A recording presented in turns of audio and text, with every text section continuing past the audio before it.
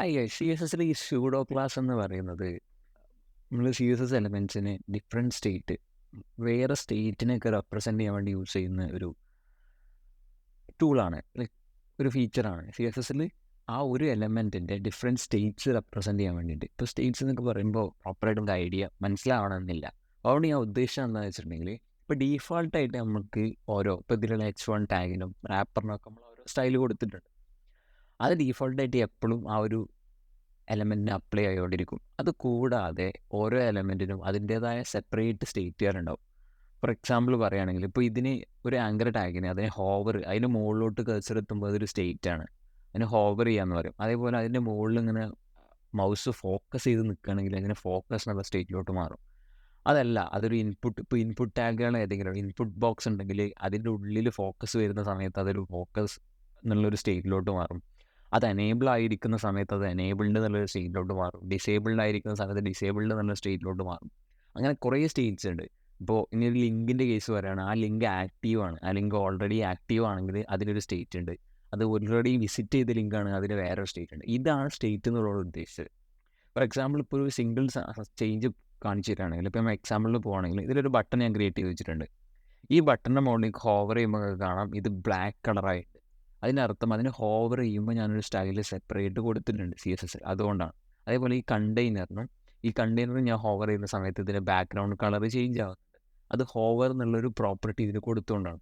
അതുപോലെ ഇതിന് നോക്കുകയാണെങ്കിൽ ഇത് ഫോക്കസ് ചെയ്യുന്ന സമയത്ത് ഇതിൻ്റെ ബാക്ക്ഗ്രൗണ്ട് കളർ ഗ്രീൻ ആയിട്ടുണ്ട്. ഇത് ഹോവർ ചെയ്യുമ്പോഴല്ല, ഫോക്കസ് പോയി കഴിഞ്ഞാൽ അതിൻ്റെ കളർ ചേഞ്ച് ആവും. സോ ഇങ്ങനത്തെ ഡിഫറെൻറ്റ് സ്റ്റേറ്റിലോട്ട് ഡിഫറെൻറ്റ് CSS പ്രോപ്പർട്ടീസ് അപ്ലൈ ചെയ്യാൻ വേണ്ടിയിട്ടാണ് സ്യൂഡോ ക്ലാസ്സസ് യൂസ് ചെയ്യുന്നത്. അപ്പോൾ സ്യൂഡോ ക്ലാസ്സസിൻ്റെ ഒരു ബേസ് സ്ട്രക്ചർ എങ്ങനെയാണെന്ന് വെച്ചിട്ടുണ്ടെങ്കിൽ, ഫസ്റ്റ് നിങ്ങൾ അതിൻ്റെ സെലക്ടറിൻ്റെ പേര് കൊടുക്കും. ഇപ്പോൾ എക്സാമ്പിളിന് ഞാൻ ഈ ബട്ടണാണ് എനിക്ക് സെലക്ട് ചെയ്തത്. ഞാൻ ബട്ടൺ എന്നുള്ള ടാഗ് സെലക്ട് വെച്ചിട്ട് തന്നെ സെലക്ട് ചെയ്തു. എന്നിട്ട് കോളൻ ഇട്ടിട്ടുണ്ടെങ്കിൽ നിങ്ങൾക്ക് അതിൻ്റെ അതിൻ്റെ സ്യൂഡോ ക്ലാസ്സിൽ ലിസ്റ്റ് കാണാൻ പറ്റും. ഈ സിംഗിൾ കോളൻ ഉള്ളതാണ് സ്യൂഡോ ക്ലാസ് എന്ന് പറയുന്നത്. മറ്റത് സ്യൂഡോ എലമെൻറ്റ്സ് ആണ്. അപ്പോൾ ഈ സ്യൂഡോ ക്ലാസ്സിൽ ടൺസ് ഓഫ് സ്യൂഡോ ക്ലാസ്സസ് ഉണ്ട്. ഓരോരോ സ്റ്റേറ്റും റെപ്രസെൻറ്റ് ചെയ്യാനുള്ള ഓരോ സ്യൂഡോ ക്ലാസ്സസ് ആണ് അതിന്. നിങ്ങൾക്ക് CSSൽ ഓരോരോ സ്റ്റേറ്റിനെയും ഫോക്കസ് ചെയ്തിട്ട് നിങ്ങൾക്ക് അതിന് വേണ്ട സ്റ്റൈൽ ചെയ്താൽ പറ്റും. ഇപ്പോൾ റിക്വയർഡ് ആയിട്ടിരിക്കുമ്പോൾ എന്ത് സ്റ്റൈൽ വരണം, റീഡ് ഓൺലി ആകുമ്പോൾ എന്ത് സ്റ്റൈൽ വരണം, റീഡ് റൈറ്റ് എന്നുള്ള പ്രോപ്പർട്ടി ഉണ്ടാകുമ്പോൾ എന്ത് സ്റ്റൈൽ, അങ്ങനെ എല്ലാ സ്റ്റേജസിനും നിങ്ങൾക്ക് CSS സ്റ്റൈൽ ചെയ്താൽ വേണ്ടി പറ്റും. അപ്പോൾ ഇതാണ് ഒരു സ്യൂഡോ ക്ലാസ്സസിൻ്റെ ലിസ്റ്റ്. ഞാൻ അതിലിപ്പോൾ ഹോവർ എന്നുള്ള ക്ലാസ് സെലക്ട് ചെയ്തു. എന്നിട്ട് സാധാ CSS പ്രോപ്പർട്ടി ചെയ്യുന്ന പോലെ അതിൻ്റെ ഹോവർ ചെയ്യുന്ന സ്റ്റേറ്റിൽ അതിന് എന്താണോ സ്റ്റൈല് വരേണ്ടത് അത് ഇവിടെ കൊടുക്കുക. ഞാൻ ഓൾറെഡി ബട്ടൺ എന്നുള്ളതിൻ്റെ ഹോവർ സ്റ്റൈലിംഗ് ഇവിടെ കൊടുത്തിട്ടുണ്ട്. ബ്ലാക്ക് എന്നുള്ള ഒരു ബാക്ക്ഗ്രൗണ്ട് കളർ ബ്ലാക്ക് ആവണം. അപ്പോൾ ഓൾറെഡി ബട്ടണിൻ്റെ സ്റ്റൈലായിട്ടുള്ള പാഡിങ്ങും ബാക്ക്ഗ്രൗണ്ട് കളർ വൈറ്റ് എന്നുള്ള ഇത്രയും പ്രോപ്പർട്ടീസ് അതിന് ഓൾറെഡി വരും. എന്നിട്ട് അതിൻ്റെ മുകളിലാണ് ഈ ബാക്ക്ഗ്രൗണ്ട് കളർ ബ്ലാക്ക് എന്ന് വരിക. അപ്പോൾ ഓൾറെഡി ഉള്ള ഗ്രീൻ എന്നുള്ള ബാക്ക്ഗ്രൗണ്ട് കളർ മാറ്റിയിട്ട് അതിനെ ഓവറായിട്ട് ചെയ്തിട്ട് അതിൻ്റെ മുകളിൽ ബ്ലാക്ക് എന്നുള്ളൊരു കളറാണ് വരിക. സോ നിങ്ങൾ മനസ്സിലാക്കേണ്ടത് ഓൾറെഡി ഉള്ള സ്റ്റൈലിൻ്റെ മുകളിലാണ് ഇത് അപ്ലൈ ആവുക, അതല്ലാതെ അത് ഒഴിവാക്കിയിട്ട് സെപ്പറേറ്റ് അല്ല ഇത് അപ്ലൈ ആവുക.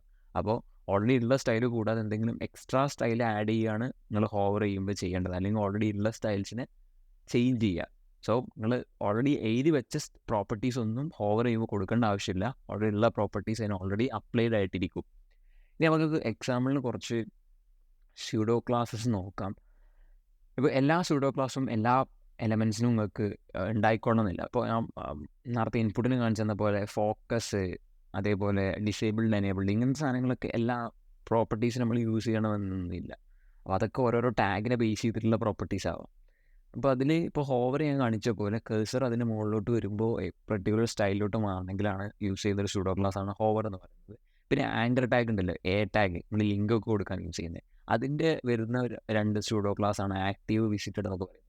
അതിന് കൊടുക്കുന്ന ലിങ്ക് ആക്റ്റീവ് ആണെങ്കിൽ ഒരു പെർട്ടിക്കുലർ സ്റ്റൈലിലോട്ട് നിങ്ങൾക്ക് അതിനെ മാറ്റാം. ആക്റ്റീവ് എന്നുള്ള സ്യൂഡോ ക്ലാസ് യൂസ് ചെയ്തിട്ട് വിസിറ്റഡ് എന്നുള്ള സ്യൂഡോ ക്ലാസ് യൂസ് ചെയ്തിട്ട് ഓൾറെഡി ഒരു ലിങ്ക് ഒരാൾ ക്ലിക്ക് ചെയ്ത് വിസിറ്റ് ചെയ്ത് കഴിഞ്ഞിട്ടുണ്ടെങ്കിൽ അതിൻ്റെ സ്റ്റൈല് മാറ്റിയിട്ട് വേറൊരു പെർട്ടിക്കുലർ സ്റ്റൈലിലോട്ട് മാറ്റാം. അത് നിങ്ങൾ ചിലപ്പോൾ നിങ്ങൾ പല ഗവൺമെൻറ് വെബ്സൈറ്റുകളിൽ കണ്ടിട്ടുണ്ടാവും. ഗവൺമെൻറ് വെബ്സൈറ്റുകളിലൊക്കെ പോയിട്ട് നമുക്ക് ഏതെങ്കിലും ലിങ്ക് ഓപ്പൺ ചെയ്തിട്ടുണ്ടെങ്കിൽ അതിൻ്റെ ഒരു ടെക്സ്റ്റ് കളർ മാറിയിട്ട് വേറൊരു കളറിലോട്ടാവും. അതൊക്കെ ഈ വിസിറ്റഡ് എന്നുള്ള സ്യൂഡോ ക്ലാസ് യൂസ് ചെയ്തിട്ട് അവർ ചെയ്യുന്നതാണ്.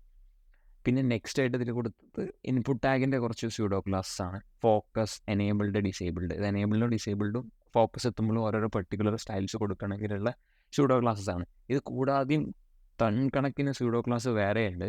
അപ്പോൾ അതിൻ്റെയൊക്കെ ലിസ്റ്റും അതിനെന്തിനാണെന്നുള്ള ഡിസ്ക്രിപ്ഷൻ ബോക്സിൽ ഒരു ലിങ്ക് പ്രൊവൈഡ് ചെയ്തിട്ടുണ്ട്. അപ്പോൾ കൂടുതലായിട്ട് അറിയാൻ ആവശ്യമുള്ള ആൾക്കാർക്ക് അത് വായിച്ചിട്ട് മനസ്സിലാക്കാം. പിന്നെ കൂടുതലായിട്ടും സ്യൂഡോ ക്ലാസസിൻ്റെ യൂസ് വരുന്ന സമയത്ത് നിങ്ങൾ ഗൂഗിൾ ചെയ്തത് യൂസ് ചെയ്യുക എന്നുള്ളതാണ് അതിൻ്റെ ഒരു പ്രോപ്പർ സാധനം. അതല്ലാതെ എല്ലാ സ്യൂഡോ ക്ലാസ്സും ഓർത്ത് വെക്കുന്നതും പോസിബിൾ അല്ല. കാരണം അങ്ങനെ ചെയ്യേണ്ട ആവശ്യമില്ല. ഓരോ യൂസ് വരുന്ന സമയത്ത് നിങ്ങൾ ജസ്റ്റ് ഗൂഗിൾ ചെയ്താൽ മതി ഇങ്ങനെ ചെക്ക്ഡായി എടുക്കുന്ന എലമെൻസിൻ്റെ സ്റ്റൈൽ എങ്ങനെ എഡിറ്റ് ചെയ്യാം. സോ ആ സമയത്ത് നിങ്ങൾക്ക് ഓൾറെഡി ഗൂഗിളിൽ നിന്ന് ആ റിസൾട്ട് കിട്ടും, ഏത് സ്യൂഡോ ക്ലാസ് യൂസ് ചെയ്താലാണ് അത് ചെയ്യാൻ പറ്റുന്നത്. സോ അങ്ങനെ യൂട്ടിലൈസ് ചെയ്യാൻ ട്രൈ ചെയ്യുക. അല്ലാതെ ഒന്നും കാണാതെ പഠിക്കേണ്ട ആവശ്യമൊന്നുമില്ല. ഈ സ്യൂഡോ ക്ലാസ് ഏതൊക്കെയുണ്ട്, ലിസ്റ്റ് എത്രയ്ക്കാണ് ഒന്നുള്ളത്. പിന്നെ യൂസ് ചെയ്യുന്ന സമയത്ത് കുറേ കാലം യൂസ് ചെയ്യുമ്പോൾ നമുക്കത് മനസ്സിലാവുകയും ചെയ്യും ഏതൊക്കെയാണ് അത് യൂസ് ചെയ്യേണ്ടത്. സോ ഇതിന് എക്സാമ്പിൾസ് ഞാൻ കാണിച്ചു. സോ ഇത്രയാണ് പറയാനുള്ളത്. നെക്സ്റ്റ് വീഡിയോയിൽ നമുക്ക് സ്യൂഡോ എലമെൻറ്റ്സ് എന്താ നോക്കാം. ഞാൻ നേരത്തെ പറഞ്ഞ പോലെ 2 കോളൻ ഇട്ടിട്ട് റെപ്രസെൻറ്റ് ചെയ്യുന്ന സ്യൂഡോ എലമെൻറ്റ്സ് ഏതൊക്കെയെന്ന് നോക്കാം.